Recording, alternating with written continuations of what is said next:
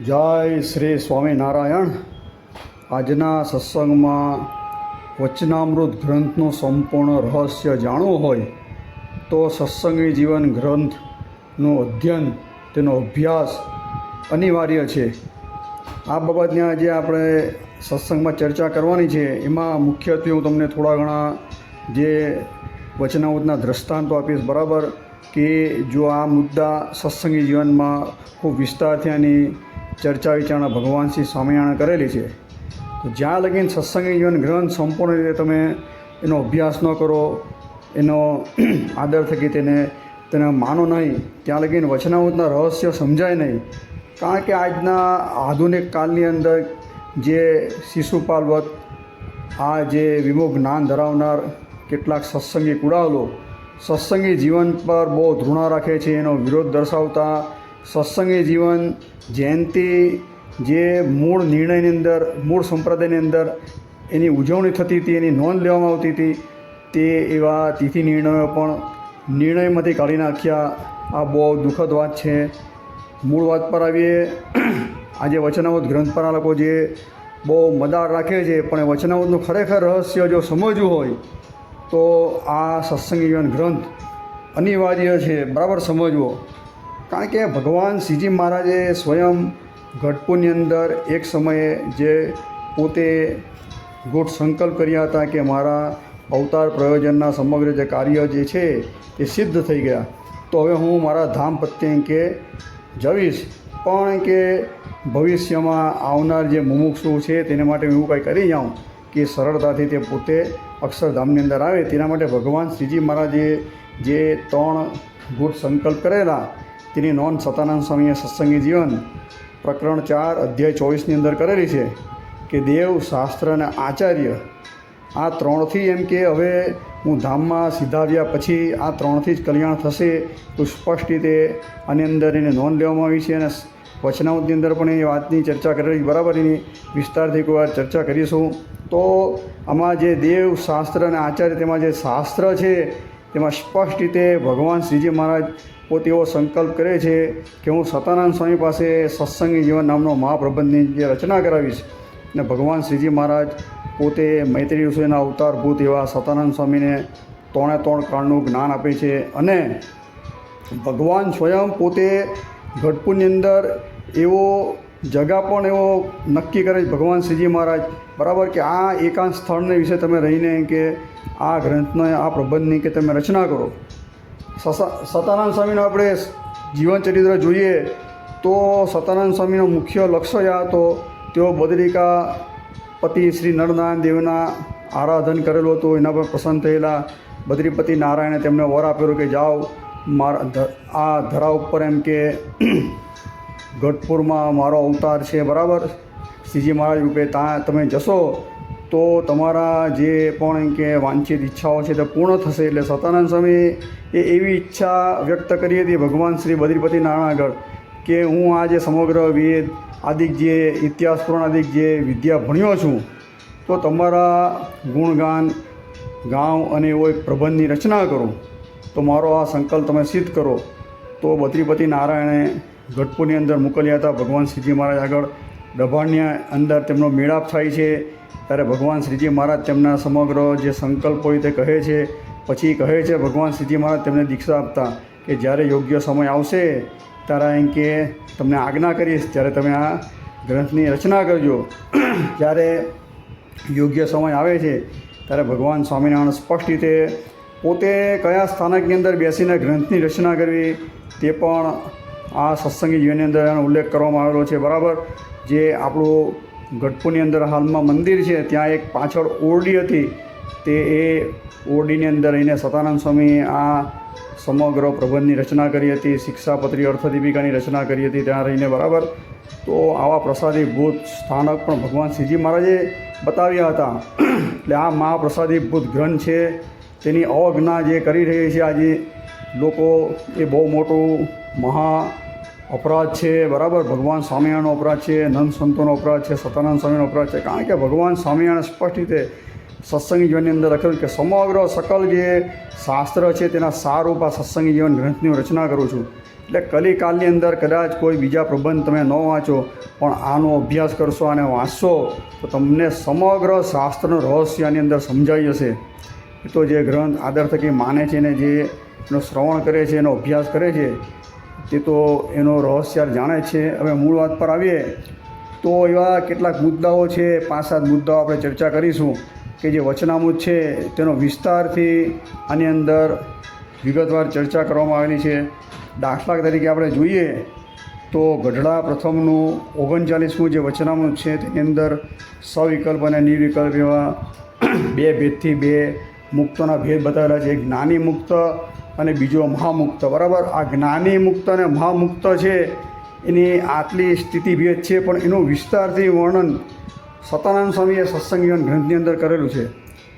પ્રથમનું 39મું વચનામૃત, બરાબર, એનો સવિસ્તાર ઉલ્લેખ સત્સંગી જીવન પ્રકરણ જોઈએ તો 4, અધ્યાય જોઈએ તો 21, અને સત્સંગી જીવન પ્રકરણ 4, અધ્યાય જોઈએ તો 72. એટલે ચોથા પ્રકરણની અંદર 2 અધ્યાય છે, 21મો અધ્યાય અને 72મો અધ્યાય. આની અંદર આ વાતની ખૂબ વિસ્તારથી ચર્ચા કરવામાં આવેલી છે. એટલે સ્થિતિ ભેદના હિસાબે આ બધા વેદના જે 2 ભેદ અને અભેદ જે સ્તુતિઓ છે તેનું સમન્વય કરી અને વિશિષ્ટાદ્વૈતનું પ્રતિપાદન ભગવાન શ્રીજી મહારાજ કરે છે. આ બહુ અગત્યના અધ્યાય છે. બરાબર, જ્યાં લગીન આ 2 અધ્યાયનું આ સંપૂર્ણ રીતે તમે અભ્યાસ ન કરો, સારા સદગુરુ થકી આનું શ્રવણ ન કરો, ત્યાં લગીન આ વચનામૃતમાં તમે કાયમ માટે ગોથા ખાઓ. કારણ કે આ લોકો સ્પષ્ટ રીતે મુક્તોનો ભેદ આ ધરા ઉપર બતાવવામાં આવેલો છે.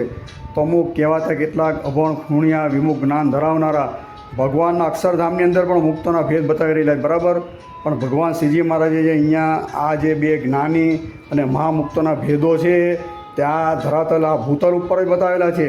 એ સ્પષ્ટ રીતે વચનામૃતમાં પણ લખવામાં આવ્યું છે. અને આ સત્સંગી જીવન પ્રકરણ 4, બરાબર, અધ્યાય 21 અને 72ની અંદર સ્પષ્ટ રીતે આનું વિસ્તારથી વિવરણ કરેલું છે.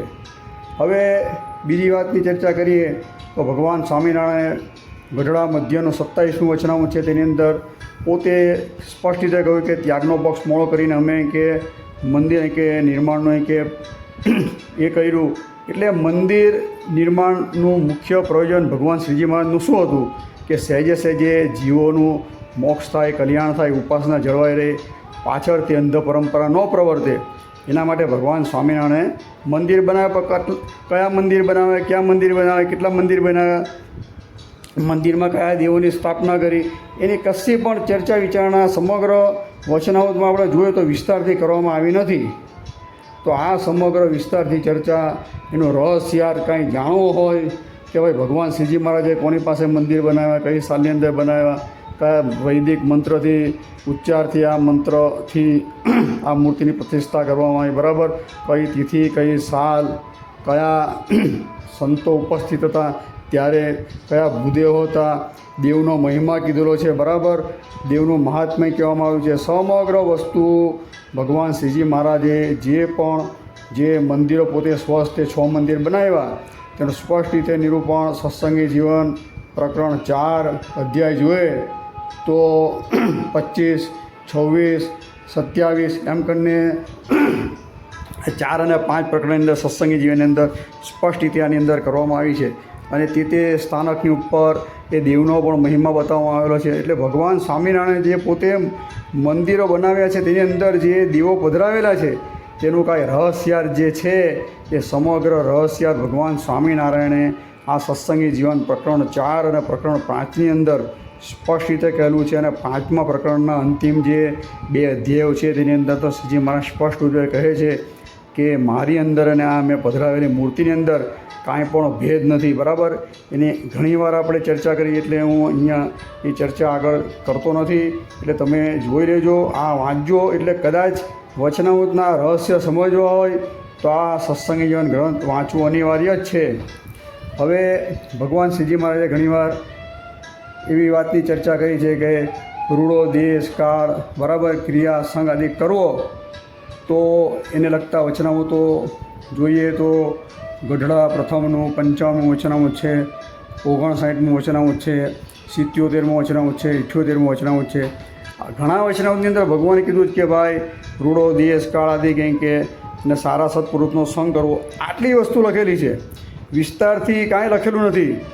જ્યારે ભગવાન સ્વામિનારાયણ સત્સંગી જીવન ગ્રંથ જોઈએ તો પ્રકરણ 3 અને અધ્યાય સંખ્યા જોઈએ તો 26 અંદર જે દરેક વસ્તુ રૂડો દેશ કયો છે, બરાબર, રૂડો કાળ કયો છે અને જે એનાથી વિપરીત દેશકાળ કયા છે તેનું બહુ વિસ્તારથી આખા આ 26મા અધ્યાયની અંદર વિસ્તારથી વિગતવાર આની ચર્ચા કરવામાં આવી છે. ભગવાન શ્રીજી મહારાજે આ અધ્યાયની ફલશ્રુતિ રૂપે કહેલું છે કે આ અધ્યાયનું કોઈ નિરંતર કે જો આનું શ્રવણ કરે, શ્રદ્ધાથી આને જીવનની અંદર ઉતારે તો દેહના અંતે ભગવાનના અક્ષરધામ, ભગવાનના ધામની અંદર જાય. ગોલોક ધામ લખેલું છે, ગોલોક મધ્ય આવેલું અક્ષરધામની અંદર જાય એવું સ્પષ્ટ રીતે આ અધ્યાયની અંદર કહેવામાં આવ્યું. એટલે આ ફક્ત ને ફક્ત આ કંઈ સાંભળવાની વાત નથી, પણ આમાંથી તમને ઘણું બધું શીખવા મળેલું છે. આની ફલશ્રુતિ રૂપે તો ભગવાન શ્રીજી મહારાજ પોતાના ધામની પ્રાપ્તિ થાય એવું પણ કીધેલું છે. આટલું તો ફક્ત શ્રવણનો ફળ છે. તો જીવનની અંદર ઉતારીએ તો જેવું આપણે ધામનું સુખ છે તેવું જીવતા જીવ પણ આ દેહની અંદર જ તમને એવું ધામનું સુખ મળે, બરાબર, ભગવાનનો અનુભૂતિ થાય તમને. આ નિર્વાત બાબત છે.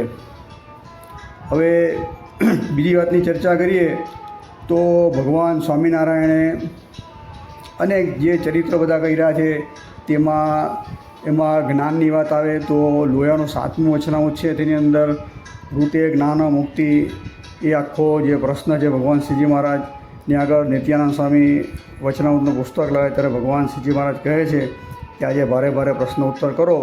ત્યારે આ પ્રશ્ન પૂછવામાં આવે છે ત્યારે ભગવાન સ્વામિનારાયણ જે આ લોયાના 7મા વચનામૃતની અંદર ઇન્દ્રિય, અંતઃકરણ અને અનુભવ સિદ્ધ જે જ્ઞાનની વાત કીધેલી છે તો આનું બહુ વિસ્તારથી ભગવાન સ્વામિનારાયણ સત્સંગી જીવન પ્રકરણ 4 અધ્યાય જોઈએ તો 68 થી 73 એટલે આવા 6 જેટલા અધ્યાયથી આની અંદર આ રૂપે જ્ઞાન મુક્તિનું વિસ્તારથી વિગતવાર ચર્ચા ભગવાન શ્રીજી મહારાજે કરેલી છે. એટલે આ લોયાનું 7મું વચનામૃતનું કોઈ રહસ્યાર જાણવું હોય તો આ 6 અધ્યાય અનિવાર્ય જાણવા પડે, એનો અભ્યાસ કરવો પડે, સમજનો પડે. તેના પર જે સત્સંગી જીવનની 2 ટીકા થયેલી છે, બરાબર, સુકાનંદ સ્વામીએ ટીકા કરેલી છે. સ્પષ્ટ રીતે સુકાનંદ સ્વામીએ કીધેલું છે કે મેં જે કે આ સત્સંગી જીવનના રહસ્યાર જે અર્થ છે એ સતાનંદ સ્વામી પાસેથી સાંભળેલા છે તે પ્રમાણે હું આનું ટીકા ભાષ્યની રચના કરું છું. અને વિહારીલાલજી મહારાજે પણ એના પર ટીકા કરેલી. એટલે 2 ટીકા સાથે જોઈએ તો આ સમગ્ર ભગવાને જે કીધું કે ભાઈ જ્ઞાન વગર મુક્તિ નથી, કયું જ્ઞાન તેની પણ આમાં વિગતવાર ચર્ચા કરેલી છે. એક પરમાત્માના જ્ઞાનથી જ કલ્યાણ થાય. બહુ વિસ્તારથી સબીજ જ્ઞાન સાંખ્યની વાત કરેલી, બરાબર, સબીજ સાંખ્યનું આખું દ્રષ્ટાન આપીને આ 6 અધ્યાયથી રૂપે જ્ઞાન મુક્તિવાળું આખું સમજાવેલું છે. એટલે કોઈ માણસ એવી આરુડે કરીને કહે કે ફક્ત એક વચનામૃત છે તેનાથી આપણું મોક્ષ થઈ જશે, બરાબર, થશે મોક્ષ, એમાં કોઈ શંકાને સ્થાન નથી. પણ ભગવાનના જે ગૂઢ રહસ્યાર છે એ સમજવા હોય, બરાબર, તો ભગવાન શ્રીજી મહારાજે જે ગ્રંથો બનાવેલા છે, દાખલા તરીકે શિક્ષાપત્રી સ્વસ્થ લખેલી છે તે પણ વાંચવી પડે. તેના પર એની આજ્ઞાથી સતાનંદ સ્વામીની શિક્ષાપત્રી અર્થદીપિકા વાંચવી પડે. તદુપરાંત આદિ આચાર્ય રઘુવીરજી મહારાજે બનાવેલી શિક્ષાપત્રી ભાષ્ય, અન્વય દીપિકા આદિ જે બધી શિક્ષાપત્રી પર જે ટીકા થયેલી છે 17-18 જેટલી ટીકાઓ, તેના રહસ્ય જાણીએ તો શિક્ષાપત્રીનું રહસ્ય સમજાય. વચનામૃત છે, વચનામૃત ઉપર પણ ટીકા થયેલી છે, બરાબર. ભગવાનની આજ્ઞાથી સતાનંદ સ્વામીએ જ હરિવાક્ય સુધા નામનો સંસ્કૃતમાં પ્રબંધની રચના કરેલી છે. મૂળ જે વચનામૃત છે તે ગુજરાતીની અંદર છે અને એના પર સંસ્કૃતમાં એ આખા ગ્રંથની રચના સતાનંદ સ્વામી હરિવાક્ય સુધા સિંધુ નામથી કરેલી છે. એના પર આદિ આચાર્ય શ્રી રઘુવીરજી મહારાજે હરિવાક્ય સુધા સિંધુ પર સેતુમાલા નામની મહાપ્રબંધની વિસ્તૃત ટીકા કરેલી છે. અને આ સત્સંગી ગ્રંથની મેં તમને વાત કરી, બરાબર.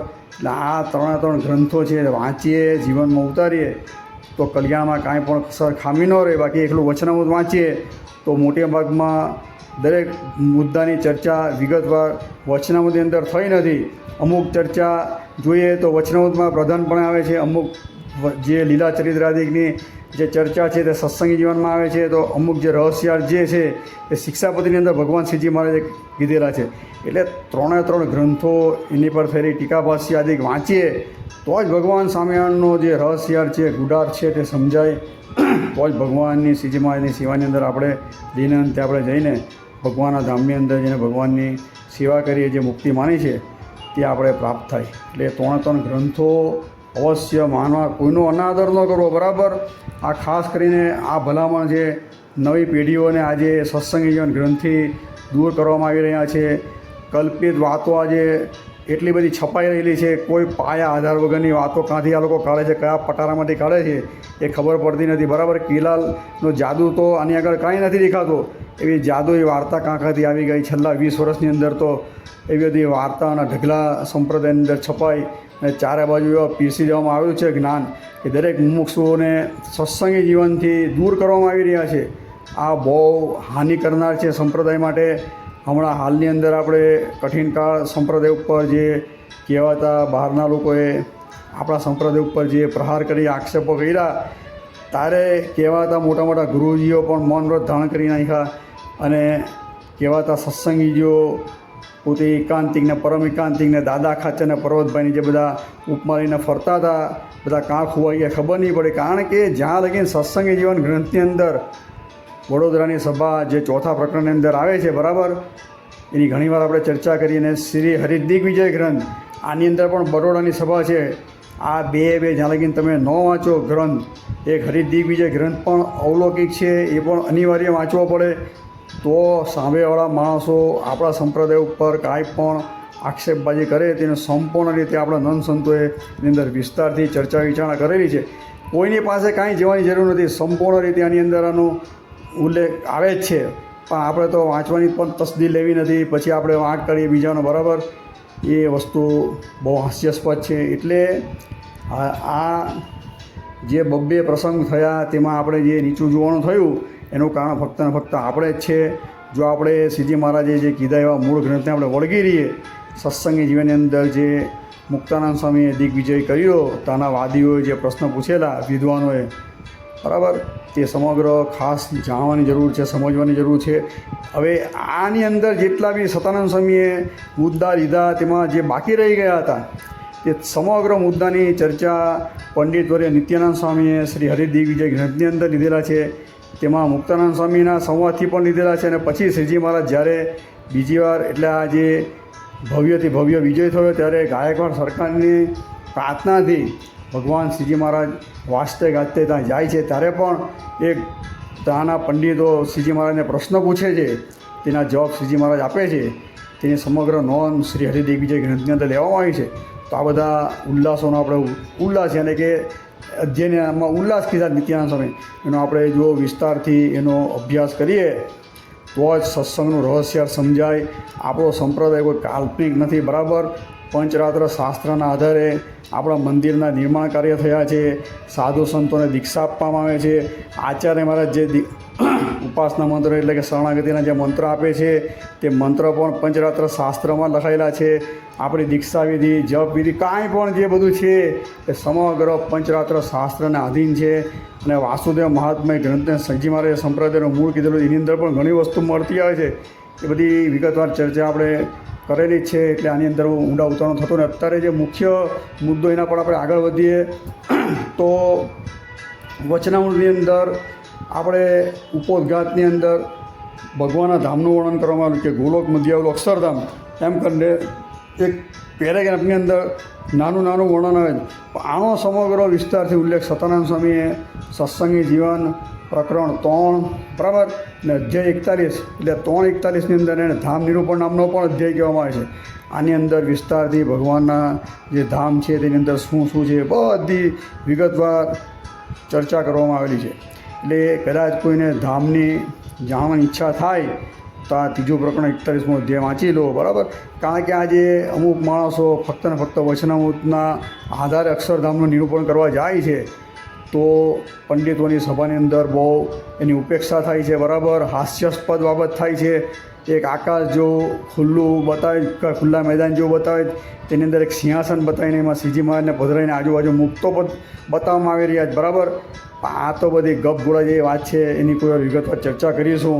એટલે ભગવાનનું ધામ કેવું છે કેવું નહીં, તો આ ખાસ ત્રીજું પ્રકરણ 41મો અધ્યાય વાંચીએ તો ખબર પડે. હવે આપણે વડતાલના 18મા વચનાવની અંદર ભગવાન શ્રીજી મહારાજ પોતે સ્વયં પ્રશ્ન પૂછીને એમ કહે છે કે ભાઈ સત્સંગીઓને કે અવશ્ય કે જાણવા જેવી બાબત કઈ, એમ કહીને પોતે પ્રશ્ન પૂછીને તેનો પ્રત્યુત્તર આપે છે, બરાબર.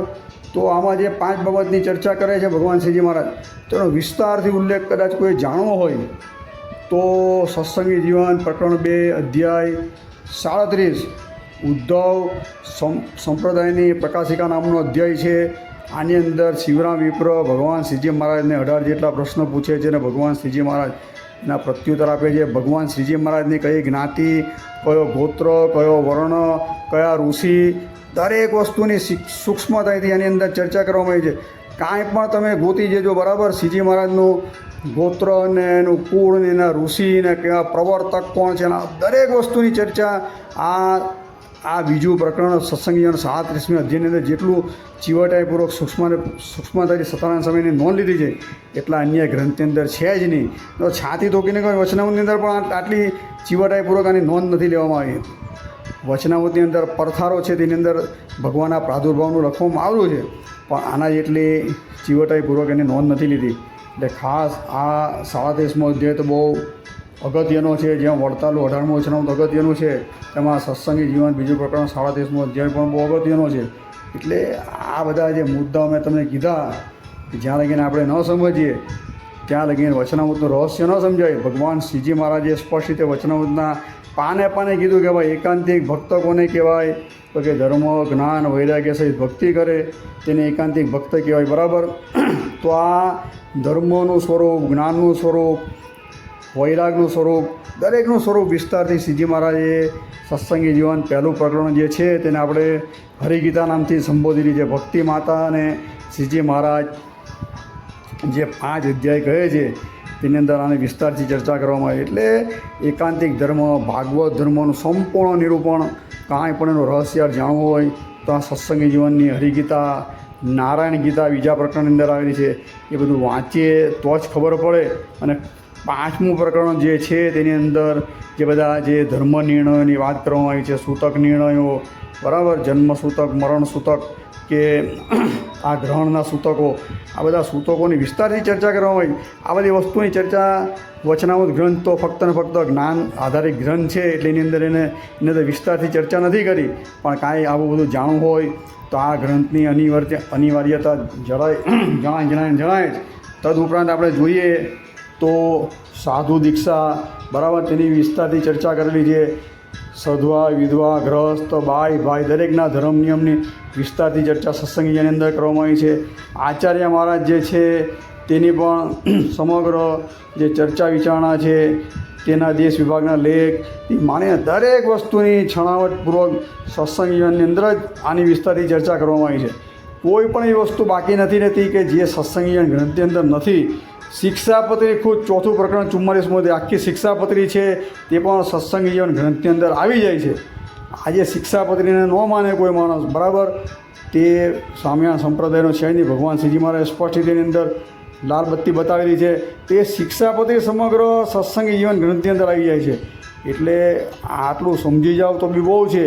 એટલે મહેરબાની કરીને જે આવનાર નવી જે મુમુક્ષુ પેઢી છે એ ખાસ આટલું સમજી લે. આપણા ગુરુ ભલે કહેતા હોય પણ ગુરુ કરતાં ભગવાન મહાન છે આપણા સંપ્રદાયની અંદર, બરાબર.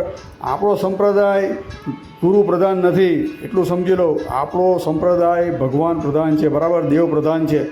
આપણા આચાર્ય મહારાજ પાસે જઈએ તો પણ આચાર્ય મહારાજ આપણે એમ જ કહેશે કે ભાઈ ભગવાનનું ધ્યાન કરો, બરાબર, ભગવાનનું પૂજન કરો. આપણા અહીંયા કોઈ પણ દિવસ આચાર્ય કે કોઈ સાધુને આપણે કોઈ દિવસ ધ્યાન પૂજન થતું જ નથી. આદર થકી માનવા, બરાબર, તેમને ભેટ અર્પણ કરવી, ફળ ફ્રૂટ અર્પણ કરવા, એ બધી વસ્તુની નિષેધ નથી. પણ જે ધ્યાન કરવું એને પોતાના મંદિરમાં પધરાવવા, પૂજામાં પધરાવવા, એ બધી વસ્તુનો નિષેધ કરવામાં આવેલો છે.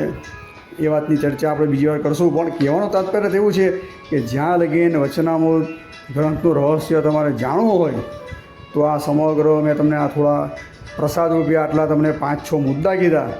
એટલે જે હોશિયાર મુમુક્ષુ છે તે તો સમજી જ જશે કે ભાઈ સત્સંગ જીવન ગ્રંથની ગરિમા એનું ગૌરવ અનેરું જ છે. એટલે આ ગ્રંથ પણ તમે સંપૂર્ણ રીતે વાંચો, શિક્ષાપત્રી પર થયેલી ભાષ્ય વાંચો તમે, બરાબર, કે અર્થદીપિકા વાંચો તો ભગવાન શ્રીજી મહારાજનો જે રહસ્યાર્થ છે તે આપોઆપ સમજાઈ જાય. એટલે ભગવાન સ્વામિનારાયણે પોતે જે મુમુક્ષુ પ્રત્યે આટલો દાખલો કર્યો છે એ દાખલો ભગવાનનો સફળ કરવો હોય તો આ મૂળ સંપ્રદાયના 3 જે મુખ્ય પ્રબંધ શિક્ષાપત્રી, સત્સંગ જીવન, વચનામૃત અને ભગવાનની આજ્ઞાથી જ આ હરિદિગ્વિજય ગ્રંથ છે તે નિત્યાનંદ સ્વામી બનાવેલો એવું એ ગ્રંથની અંતિમ અધ્યાયની અંદર નિત્યાનંદ સ્વામી કીધેલું છે. તો આ ગ્રંથ પણ મહાપ્રસાદી રૂપ ગણીએ આપણે તો આટલા ગ્રંથને આપણે આદરથી માનીએ, એનું શ્રવણ કરીએ તો સ્પષ્ટ રીતે ભગવાનનો રહસ્ય સમજાય. બાકી કોઈ માણસ હોલા મારીને ફક્ત ને ફક્ત એમ કહે કે હું તો આ ખાલી વચનામૃત ગ્રંથ માનીશ, મને બીજા કોઈ ગ્રંથની જરૂર નથી, ને આ ગ્રંથ તો અમુક માણસો એ પણ કાલ્પનિક બ્રાહ્મણિક માન્યતા ફેરવી રહ્યા છે કે સત્સંગી અને ગ્રંથો કે પરોક્ષના લોકોને બતાવવા માટે, આકર્ષણ કરવા માટે બનાવવામાં આવેલો છે. આપણે તો મૂળ વચનામૃત ગ્રંથ જ મુખ્ય છે. આ બધી પાયા અને આધાર વગરની વાત છે. કયા જગ્યાએ લખેલું પહેલાં બતાવો, બરાબર. આ તો પોતાની મલકલ્પિત વાત છે, પોતાની જે બંડ ઉપાસના છે તેને માફક નહીં આવે સત્સંગી જીવનની અંદર. એટલે આ બધા ખોટા લોકો વિવાદ વર્ષોથી અડાવેલા છે. આજના વિવાદ નથી. જ્યારે 62 કોર્ટની અંદર પણ કહેવાતા બોચાસણમાંથી અક્ષર પુરુષોત્તમ આગળ કેસ થયો હતો ત્યારે તેઓએ આ જ દલીલ કરી હતી કે સ્વામિનારાયણ સંપ્રદાયનો મુખ્ય પ્રબંધ કયો તો અક્ષર પુરુષોત્તમવાળાએ કીધું હતું કે ભાઈ અમે તો વચનામૃતને મુખ્ય માનીએ છીએ, અને વચનામૃતને મુખ્ય માની અને એના પોતાના મનસ્વી અર્થ કરવા માંડેલા, બરાબર. પણ કહેવાતા વડતાલના પંડિત જે સાધુ મહાત્મા હતા, બરાબર, તેઓએ એનો પરાશ કર્યા હતા, એ લોકોની ભૂંડી રીતે હાર થઈ હતી અને એવા પ્રમાણ આપ્યા હતા પ્રબળ. એટલે કોર્ટે પણ કીધું હતું કે ભાઈ સ્વામિનારાયણ સંપ્રદાયનો કોઈ મુખ્ય પ્રબંધ હોય તો સત્સંગ જીવન ગ્રંથ જ છે, બરાબર. વચનામૃત અને શિક્ષાપત્રી પણ છે જ, પણ સત્સંગી જીવનને બાદ બાકી કરીને કોઈ જો વચનામૃતને ફક્ત પહેલો નંબર આપીને પછી સત્સંગી જીવન અને શિક્ષાપત્રીને ન માને તો પછી એ સંપ્રદાયના સિદ્ધાંત છે તેનું રહસ્ય સમજી શકતા નથી. એટલે સ્વામિનારાયણ સંપ્રદાયનો કોઈ મુખ્ય પ્રબંધ હોય તો કોર્ટે પણ જજમેન્ટની અંદર લખેલું છે કે ભાઈ વચનામૃત નહીં પણ સત્સંગ જીવન ગ્રંથ જ છે. એટલે આપણે બહુ ચોડીને ચીકણું કરવું નથી. એટલે જેને પોતાનું કલ્યાણ ઈચ્છવું હોય, બરાબર, આપણે કોઈ આતંકવાદી પ્રવૃત્તિ છે નહીં, આપણે કોઈને એવો બળ જગરીથી કે બળાત્કાર કરીને કોઈને એવું કહેવા પણ માગતા નથી કે તમે સત્સંગ ગ્રંથ વાંચો, વસાવો. જેને ખપ હોય, જેને ભગવાનના ધામમાં જવું હોય, ભગવાનની સેવામાં રહેવું હોય તેના માટે આ વિડીયો બનાવેલો છે, બરાબર. એક માણસ પણ વિડીયો સાંભળીને એને એમ લાગશે કે ભાઈ આ વસ્તુ સાચી છે, બરાબર, તો મારે ફક્ત ને ફક્ત ભગવાન શ્રીજી મહારાજ મારા પર રાજી થાય અને નંદ સંતો રાજી થાય, સતાનંદ સ્વામી રાજી થાય, સુકાનંદ સ્વામીના ટીકા કરીએ રાજી થાય, બરાબર, બિહારીલાલજી મહારાજ રાજી થાય. આપણે એ જ છે, બીજું કશું જોયું નથી. મારે બીજી કોઈ ભાવના પણ નથી. સાચી વસ્તુ જાણે અને મુમુક્ષુ છે તે ભગવાનની અંદર જોડાઈને ભગવાનના ધામની એને પ્રાપ્તિ થાય. જે મોટું જે સુખ છે ભગવાનના ધામનું એને પ્રાપ્ત થાય એના માટે આ દાખલો કરીએ. બાકી અમારે બીજું કોઈ તમારી પાસે કોઈ અપેક્ષા પણ નથી, કોઈ પ્રલોભન પણ નથી અમને, બરાબર. એટલે ભલા થઈને આટલું ભગવાન શ્રીજી મહારાજનો જે દાખલો છે એટલે ભગવાને જે સ્વયં આ ગ્રંથ છે એ સત્સંગીની અંદર લખવામાં આવ્યું છે કે ભગવાનની આજ્ઞાથી સતાનંદ સ્વામી પોતે જે ઓરડી બતાવી પ્રસાદીની ગઢપુરની અંદર, અત્યારે ઓરડી નથી પણ ત્યાં છત્રી છે, બરાબર, તો એના અત્યારે દર્શન થાય છે. તો સતાનંદ સ્વામી એક અધ્યાય પૂર્ણ થાય, એક પ્રકરણ પૂર્ણ થાય એટલે અક્ષર ઓરડીની અંદર રહેલા ભગવાન શ્રીજી મહારાજને સમર્પિત કરતા હતા. સુકાનંદ સ્વામીની હાજરીની અંદર આ સતાનંદ સ્વામીના જે ગ્રંથ છે તેના એક શ્લોક, એક અધ્યાય, એક પ્રકરણ ભગવાન સ્વામિનારાયણ સ્વયં પોતે વાંચેલા છે, સાંભળેલા છે, એને માન્યતા આપેલી છે. આ કોઈ કાલ્પનિક ગ્રંથ નથી. ભગવાન શ્રીજી મહારાજે આને મોરછાપ આપેલો ગ્રંથ છે, બરાબર. જેટલું અગત્ય શિક્ષાપત્રી અને વચનામૃતનું છે એટલું જ ગૌરવ સર્વશ્રેષ્ઠપણું દર્શાવતો ગ્રંથ આવી રહ્યો છે. આજે કોઈ પણ માણસ હોય બરાબર તે આ વસ્તુને પાછી પાડી શકે તો હોય છે જ નહીં. કારણ કે જે ચૂડામણી આચાર્ય બિહારીલાલજી મહારાજે હરિનામની અંદર સ્પષ્ટ રીતે કીધેલું છે કે જ્યારે સંપૂર્ણ રીતે આ સત્સંગી જીવન ગ્રંથની પ્રબંધની રચના પૂર્ણ થઈ ત્યારે સતાનંદ સ્વામીએ શ્રીજી મહારાજને આ સમર્પિત કર્યો સભાની અંદર. તો ભગવાન સ્વામિનારાયણે આ ગ્રંથની પૂજા કરી, આરતી ઉતારી, ઘરેણાં ધરાવ્યા, વસ્ત્ર ધરાવ્યા, પ્રસાદ ધરાવ્યો સત્સંગી જીવનને, અને પ્રસાદની વહેંચણી કરી અને પોતે શ્રીજી મહારાજે સ્વયં પોતે અક્ષર ઓરડીથી આ ગ્રંથને પોતાના મસ્તક ઉપર ઉપાડી અને વાંચતે ગાજતે સામયો કરી અને લક્ષ્મીવાડી લગી લઈ ગયા. આ સમગ્ર નોંધ બિહારીલાલજી મહારાજે શ્રી હરિ લીલામૃતની અંદર કરેલી છે. એટલે આ કંઈ નાની સૂની વાત નહીં કહેવાય. ભગવાન શ્રીજી મહારાજે આ ગ્રંથને પોતાના શિરોમાન્ય કરેલો ગ્રંથ છે આ સત્સંગી જીવન ગ્રંથ. તો આપણે એને કેવી રીતે એનો અનાદર કરી શકીએ? અને ચૂડામણી આચાર્ય શ્રી તો ત્યાં લગીને લખેલું છે કે સત્સંગી જીવન ગ્રંથની કથા થતી હોય ત્યાં ભગવાન શ્રીજી મહારાજ પ્રત્યક્ષ રીતે બિરાજમાન રહે છે. આવું વરદાન આપેલું બરાબર. તો આની પણ નોંધ લેજો. સત્સંગી જીવન ગ્રંથની કથા થાય છે. અરે કાંઈ નહીં હોય તો ઘરે ગ્રંથ રાખજો. અને ભુજવાળાએ તો બહુ મોટી કૃપા કરી છે બરાબર, કે એની એપ બનાવેલી છે. ગૂગલની અંદર તમે જોજો, અને યુટ્યુબ ઉપર ઓડિયો બુક પણ છે. સમય મળે તો રોજ એક એક અધ્યાય વાંચો, જીવનમાં ઉતારો, તો ભગવાન શ્રીજી મહારાજનો રહસ્ય સમજાય. આ પ્રવચને વિરામ આપીએ જ. અસ્તુ. જય શ્રી સ્વામિનારાયણ.